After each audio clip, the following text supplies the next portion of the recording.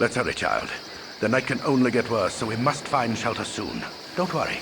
I will explain everything as soon as there is time. Look, guys, I've been doing this YouTube thing all wrong. YouTube analytics don't lie. But even so, I've honestly never paid that much attention to them. Now here's why that's problematic. Because what said analytics tell me is that most of my viewers are Baldur's Gate fans. And I've been neglecting you.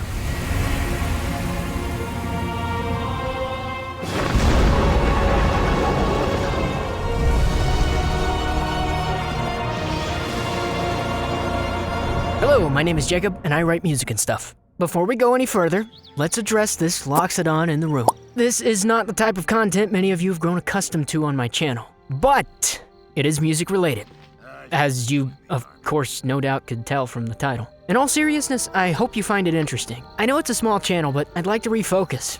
There are two things that I'm really passionate about. Recurring themes in my life, if you will. Pun totally intended. And those two things are music and storytelling, which granted, are totally subjective things. But role-playing games gave me those things growing up and let me experience them to their fullest. Specifically, games like Dragon Age Origins, The Elder Scrolls, Fable. And ironically, more recently, I've gotten to know a lot of classic computer role-playing games like Gothic, Divinity, and Baldur's Gate. I make music because these were the games that I grew up with. The ones that inspired me, that got me through college. The ones that still keep me sane. Sort of. I say all this to say that the last thing I want to become is a critic or a gatekeeper to storytelling in video games. I just want to talk about what I think these older RPGs got right. This isn't gonna be a highly technical analysis of compositional techniques or whatnot. If you're a soundtrack lover or you just love video games, stick around because I think you'll find some of this interesting. At the very least, if it causes you to pay closer attention to the music in the games you play, then mission accomplished. So how does that relate to Baldur's Gate? Did it do anything different or better than modern RPGs? Well, let's find out. Our divine lords will walk alongside us as equals.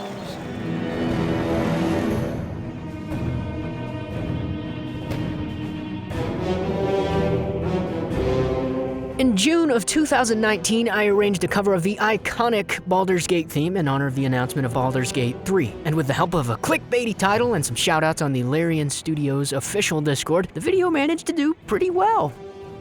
Like 33,768 views kinda well. I was blown away by this kind of reception, but that did get me thinking, why is this soundtrack so loved by its fans? Well, as is tradition, let's download Baldur's Gate again and find out. Most people's experience with this game today will be through Beamdog's enhanced editions. When you hit play, you're greeted with a gripping intro cinematic, and while the animation is changed from the original 1998 release version, the music is the same.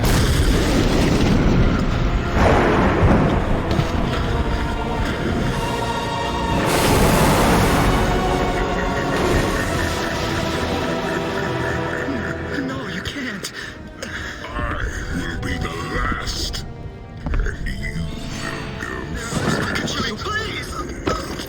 Dark and dramatic as you get your first look at the game's antagonist, Sarevok.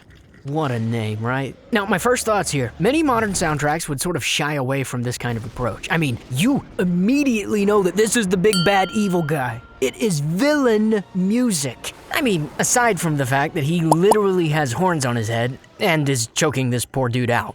Now, Baldur's Gate doesn't always try to be as dark and menacing as this opening movie. In fact, most of the time, the music helps it strike a balance between the dark, gritty blood and magic, and somewhat campy and comical. My hotel's as clean as an elven arse. I also just like the scoring here in general, and I'd like to mention that the music backs off so we can hear what's going on. I can show you, please.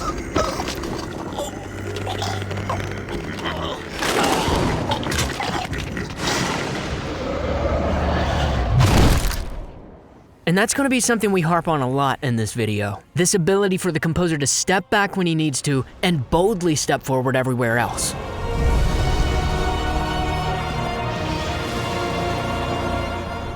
Once the cinematic is done, we're greeted with the menu and the main theme. All rise for the national anthem of CRPGs.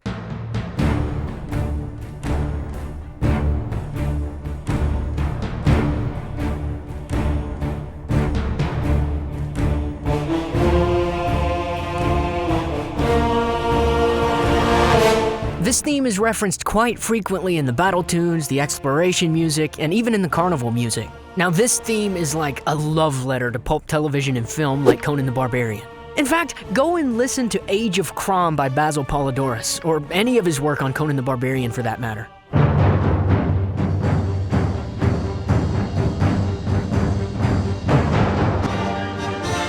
It's instantly recognizable and evokes the same sorts of feelings. And again, we know what we're in for with this story. Not that there's any theme borrowing going on here, you can just tell where the inspiration came from. No, theme borrowing is something that will come up a bit later. Nestled atop the cliffs that rise from the Sword Coast, the Citadel of Candlekeep houses... The game starts, and the intro narration is like chatting with an old friend. Baron. It is an imposing fortress, kept in strict isolation from the intrigues that occasionally plague the rest of the Forgotten Realms. It is secluded, highly regimented, and it is home. Within these hallowed halls of knowledge, your story begins. It's at about this time that it occurs to me that the musical scoring in this game is actually pretty good for 1998, considering that it doesn't have all that many animations or timed cues, as it were. Whenever there is dialogue present, like in the intro cinematic and during these breaks between each act, the music is often written and produced in a way that gives way to the dialogue. Not only that, but Michael Honig does a good job of subtly underscoring the more intriguing bits of narration. Like, for instance here, where the narrator mentions that your foster father Gorion has been acting strange lately. Largely unknown. Lately, Gorion has been growing distant from you, as if some grave matter weighs heavily on his heart. You have asked about his concerns. The musical switch is a subtle one. In fact, you'd be forgiven for not even noticing it. But it does a lot for the setup for the journey we're about to take. This is nice to see. Again, this game doesn't have all that many animations or cutscenes. Most of the time, the music serves almost as an extension of the sound design, as we'll talk about a little bit later. Now stand before the Candlekeep Inn, ready to purchase what you need for an unplanned and unexpected journey. And then... silence. It's an interesting choice. As soon as you enter the world and are able to take your first steps, the music just stops, and we're left with the sounds of Candlekeep. What happens next? Somehow, the lack of music in itself could be a direction. Maybe. Let me explain. Music in video games is a cleverly disguised mechanic.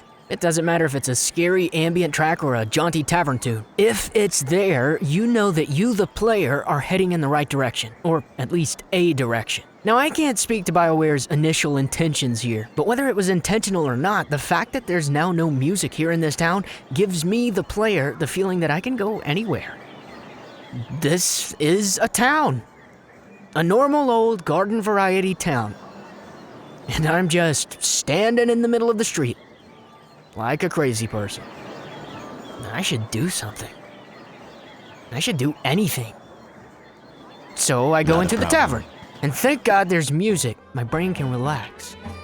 Baldur's Gate is full of these moments, and the fact that I still feel immersed and in the world even when there isn't any music, that's a product of good game design, art direction, and storytelling, not just good music composition and sound design. Is it the right choice?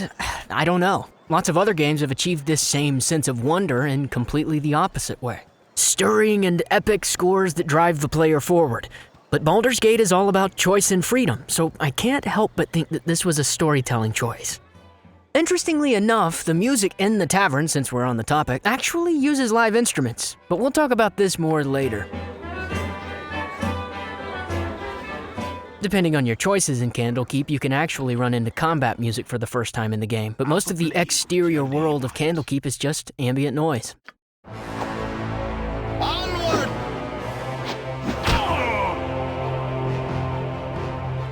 Eventually, we make our way to Pooh Bear, who tells us that we must leave Candlekeep. Oh, my child, I am glad I have found you.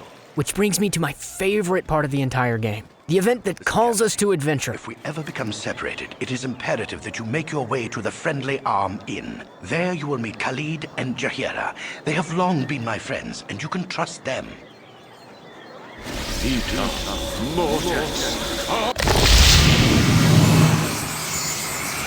And I can't put my finger on it, but something about the general ambience of the night and the low reed instruments and strings playing in the background makes Saravok's first appearance in the game just that much more sinister and mysterious. Wait, there is something wrong. We are in an ambush. Prepare yourself. You're perceptive for an old man. You know why I'm here. Hand over your ward and no one will be hurt. If you resist, it shall be a waste of your life. You're a fool if you believe I would trust your benevolence. Step aside and you and your lackeys will be unhurt. I am sorry that you feel that way, old man. Get out of here!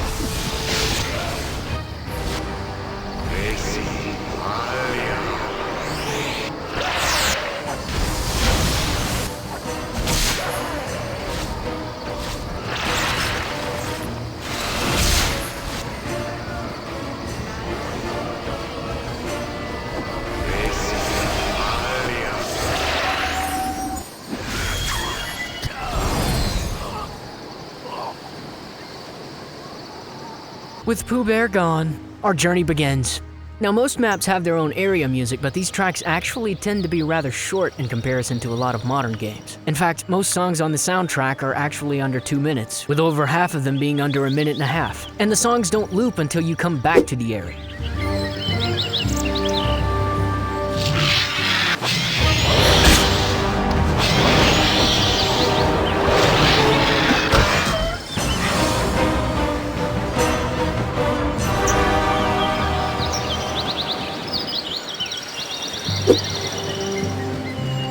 Typically, they play upon entering a map, a scene transition, or a dialogue moment, run for the duration, and then fade, leaving you to hear only the environment sounds. Which, with the maps being the size they are, you'll likely be walking in silence or ambience for a bulk of your time playing.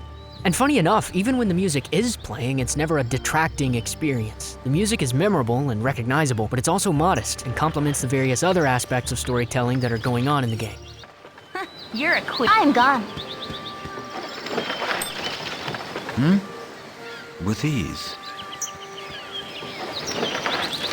Yes, with ease.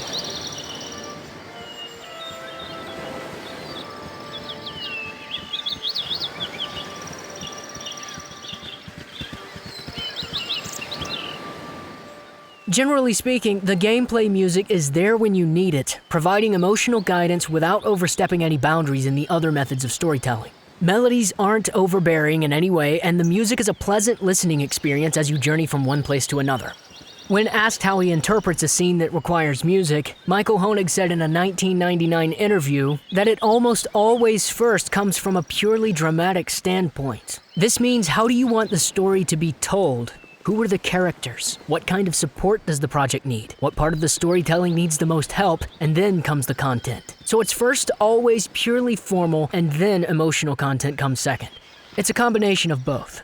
Some people are into writing the main title first so they have something they can hold on to throughout the entire score. That approach would be the exact opposite of what I'm doing. First I solve the dramatic riddle, and then fill it in with emotional values.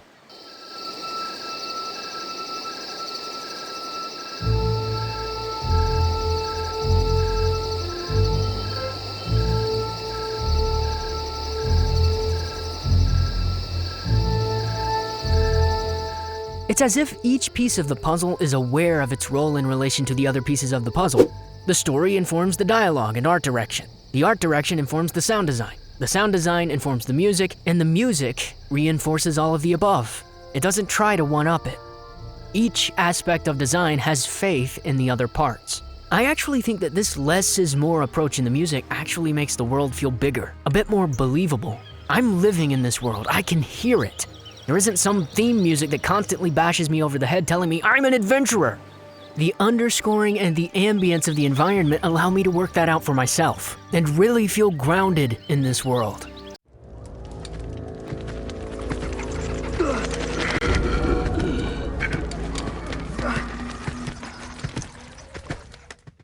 Not that it doesn't have its big moments. Baldur's Gate does big moments really well, but we'll get to that a little bit later. Most of the environment tracks do a great job of creating a suspense-filled atmosphere, filled with mysticism and wonder. The music that plays at night is excellent, and by far some of my favorite music in the game.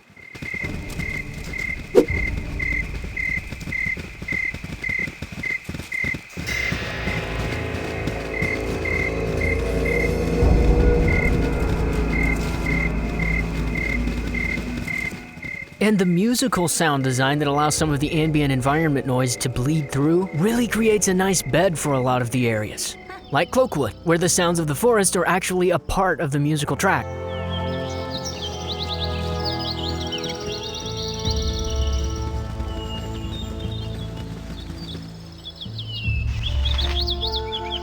Yes. But the overworld isn't the only place you'll be visiting in Baldur's Gate. There are countless places for you to delve underground into the dungeony, dark dankness. That's right, alliteration. After all, it wouldn't be a Dungeons & Dragons game without the dungeons part. The creepy otherworldliness of a lot of the dungeon music creates a nice juxtaposition from the traditional orchestral score that plays when you're above ground.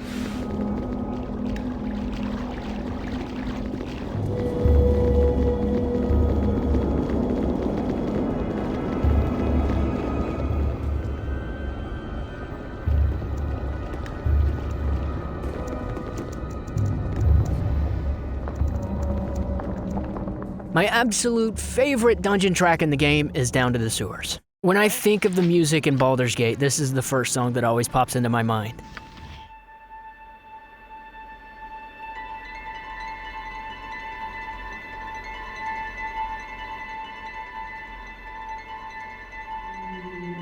Another thing that I like about the dungeon music is it doesn't just do generic, creepy music.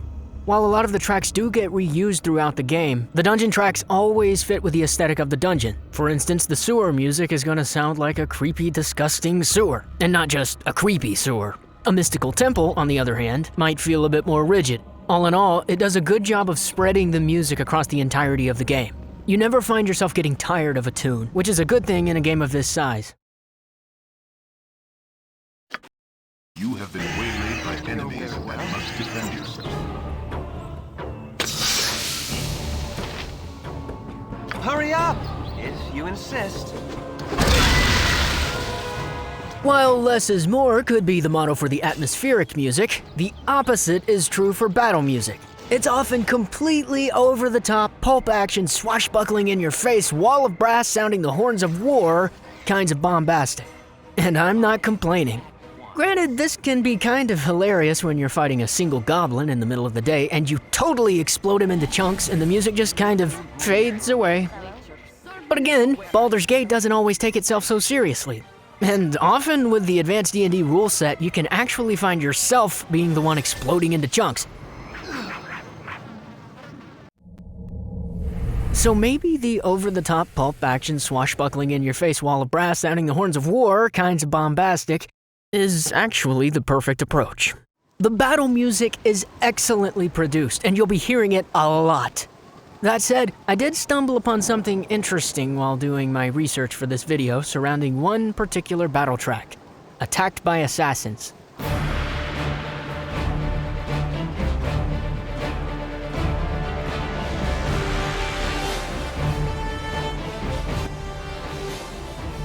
Many people on various forums proclaim that this tune bears a remarkable resemblance to Henry Mancini's theme to the 1985 sci-fi film Life Force. And it doesn't exactly take a music theory major to come to the same conclusion. That aside, the music for battles is suitably epic and pretty reminiscent of a lot of Golden Era film scores in its approach. The composition and production quality are great, which brings us to my next topic. Michael Honig was a synthesizer wizard. Like, this guy was a part of the progressive rock revolution of the 60s and 70s. He was a part of the bands Tangerine Dream and Agitation Free, among others. And this synthesis wizardry is evident in the production quality of the soundtrack to Baldur's Gate. Now, finding information about the original recordings of the soundtrack is pretty difficult, but the general consensus appears to be that much of Baldur's Gate music is synthesized, and I tend to agree. However, there is some evidence of sample-based production. For those out there who aren't necessarily into music production, samples, at least in the orchestral sense, are when you take an instrument, say a French horn, and you record that French horn playing various notes that are then mapped to a keyboard for a composer to play and compose with. Synthesizers, on the other hand, generate audio signals that can then be tweaked and molded and combined with other frequencies to mimic those instruments electronically. Now that's a pretty general definition, but we'll go with that. The takeaway is that samples sound more realistic than synths when it comes to orchestral production. Unless you're Michael Honig. That's why it's so impressive to a lot of music producers that the music to Baldur's Gate sounds the way it does. Again, I'm not entirely sure how much of the soundtrack is synthesized and how much of it is sample-based. That said, careful layering, clever usage of reverbs, and great mixing across the board hides most of the imperfections that you get with MIDI to even the keenest of ears.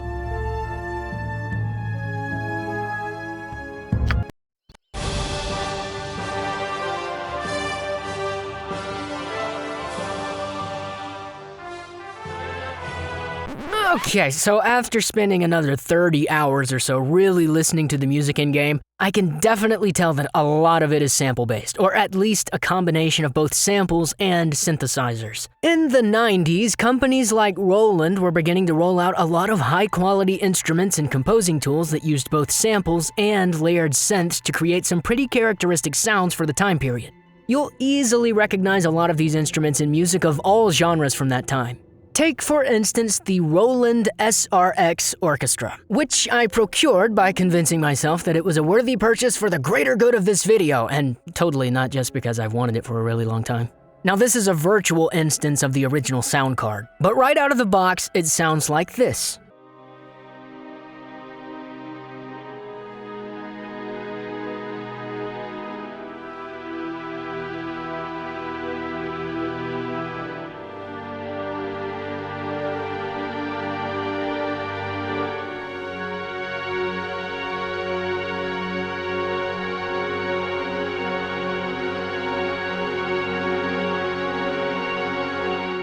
It oozes 90s nostalgia, and I love it.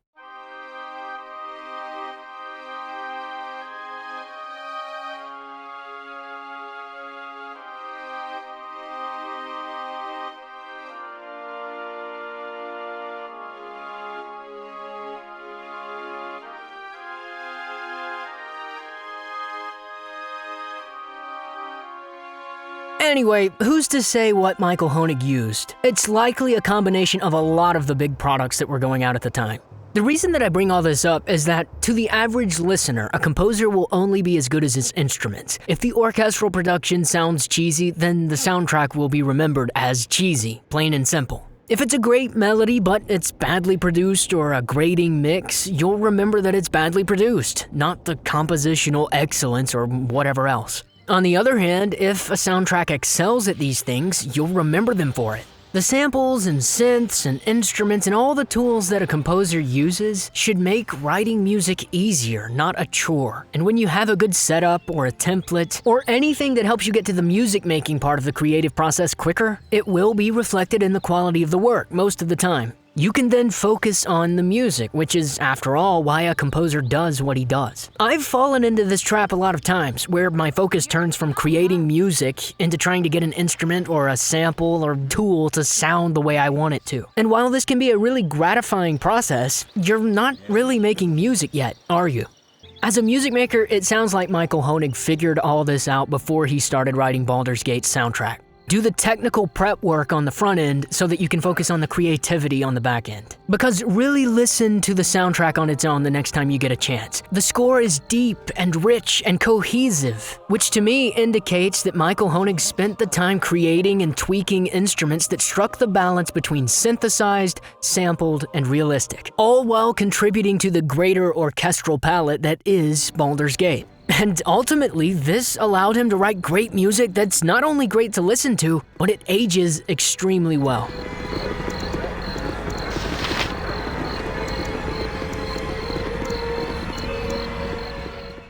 Hurry up! Bear in mind, this was 1998. Lots of iconic video game soundtracks released in this year. Banjo-Kazooie, Ocarina of Time, and Fallout 2 to name a few. However, a lot of the soundtracks of this time were still heavily leaning into the electronic aspects of electronic music, or even into the cartoonishness of the orchestral MIDI.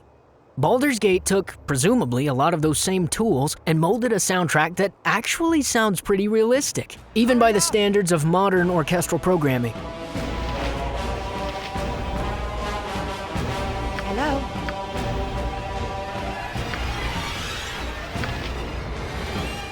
Not only that, but it's a very musical and thematically driven soundtrack. That is to say, it doesn't shy away from a musical idea just because it might be more difficult to program or sound realistic.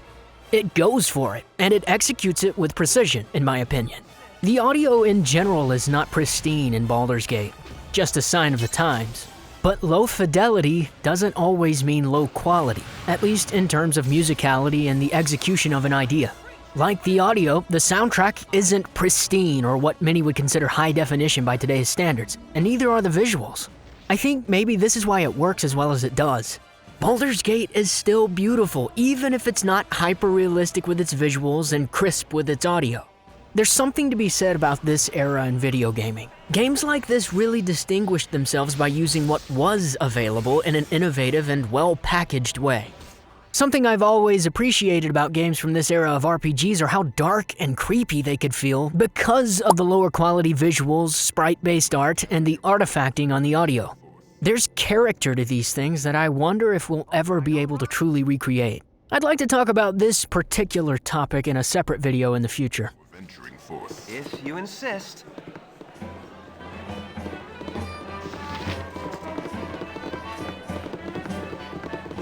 Funny enough, not all of the soundtrack is synthesized at all. Much of the tavern music uses live instrumentation. In fact, if I were to guess, it actually sounds like the musicians for the tavern music were recorded in a small tavern-sized room. It even sounds like the mic placement was done in a way to mimic the depth of an actual tavern.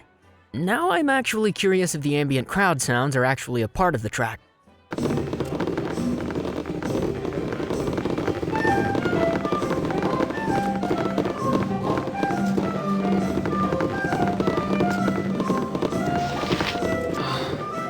Unfortunately, to my knowledge, these songs don't actually appear on the soundtrack. Again, this is all just speculation, but go and give it a listen and see what you think.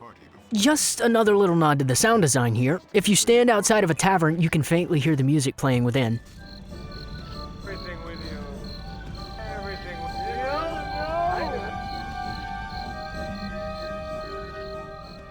Very well.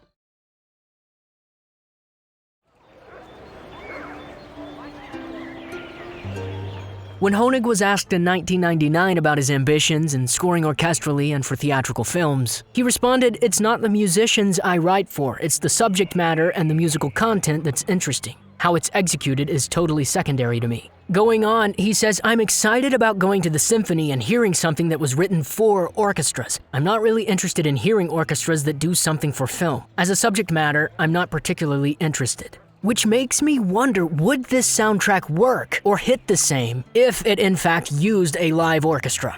When a game or film puts a musical idea in your head without you ever realizing it's there, and without pulling you out of the experience of the story, it's a job well done in my book. Baldur's Gate does that. The fact that each theme is memorable in Baldur's Gate is a testament to the musicianship of a good composer. The fact that you hardly realize it's there a lot of the time is the result of good direction and design. The fact that the sound design and music converge, that the music allows the atmosphere to breathe, and that the ambient space is then used to create that atmosphere and padding between the music is the result of attention to detail and a strong focus on storytelling. Yes, the soundtrack can be in your face when it needs to be, but I don't think that's the only reason the soundtrack is iconic. I know a lot of what I've said might be misinterpreted as Baldur's Gate's music is great for its time. But I would argue that maybe my message is that it's great because of its time. It's not retro, it's not cheesy, it's not so experimental that listeners can't relate to it. Overall, the soundtrack gives us something firm to hold on to and anchor. It's timeless, ageless, and it demonstrates what music can do to heighten an experience. Every time you start up Baldur's Gate, even all these years later, you're going on an adventure. You're stepping into another time, maybe both in-game and out if you're sentimental like me. And that is no easy feat. Baldur's Gate is one of a kind, and it deserves nothing less than a one-of-a-kind soundtrack. I think it succeeds at that. Baldur's Gate's soundtrack is iconic because it acts as a bolster to each storytelling device in the game. The writing, the story, the dialogue, the gameplay, the environment, and the art. It only steps center stage when it needs to, but even when it does sit quietly in the back, it's always on the job. It's intentional and deliberate, and it's confident in what it executes. Because like a group of wandering rogues, warriors, and wizards rely on one another for protection in the heat of adventure, so too does each aspect of storytelling in video games. Music, sound, story, art. It takes a party. And as we all know, You must gather your party before venturing forth.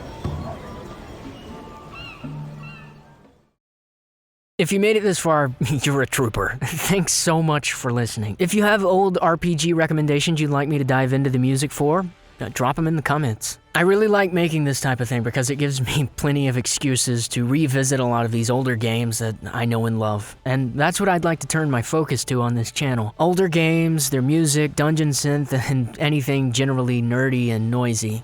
For people that might not know it, I actually write and produce tabletop role-playing ambience, and over the last year it's been a really interesting and fulfilling journey.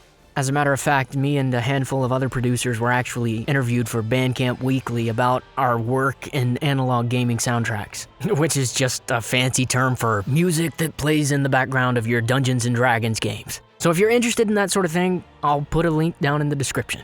I really think that these older games reflect what dungeon synth and TTRPG music is all about, and that's one of the reasons I want to dive more heavily into it. So if you enjoyed it, thumb it up, subscribe and all that, and thanks so much again. Happy vibes out there, and have a great day.